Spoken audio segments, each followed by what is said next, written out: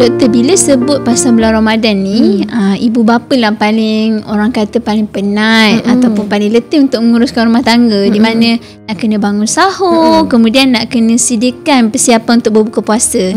Jadi doktor boleh tolong kongsikan kat kita semua ni, apakah tips untuk ibu bapa ni kekal bertenaga sepanjang berpuasa ketika menguruskan rumah tangga? Saya rasa yang paling penat ibu-ibu lah kot kan. Ya, betul. Daripada sahur, siapkan anak pergi kerja, berbuka kan. Tapi untuk saya amalkan 2 tips ni lah. 1, sahur makan jangan terlalu banyak. Okay. 1, makan jangan terlalu banyak. Nombor 2, power nap sebelum zuhur.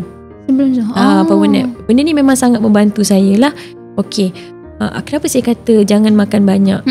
Kita kalau kita sahur ni, kita makan terlalu banyak, kita akan cepat lapar.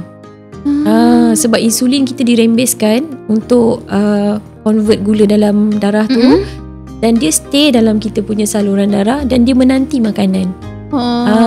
Kita makan banyak, insulin keluar banyak. Lepas tu kita puasa, insulin tu still ada dalam badan dan dia akan buatkan kita craving.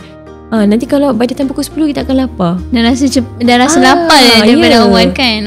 Jadi jangan makan banyak. Saya cukup je sebiji kurma. Saya makan sahur memang sikit sebab saya makan banyak saya lapar. Yelah. Jadi saya makan sebiji kurma, letak butter, minum segelas susu, minum air 1 gelas, letak garam. Air letak garam? Untuk tak nak bagi dehydrated.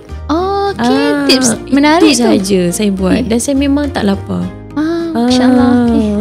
Satu lagi nak cakap yang masa tidur tu, power nap, benda ni kan sunnah Nabi kan. Nabi kata kena tidur sebelum zuhur. Saya tidur lebih kurang 20 minit.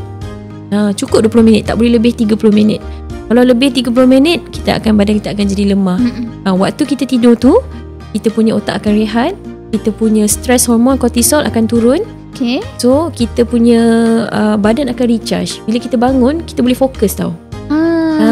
Sebab bila kita puasa selalu kita punya mind macam groggy kan, macam tak boleh fikir, macam cloudy kan.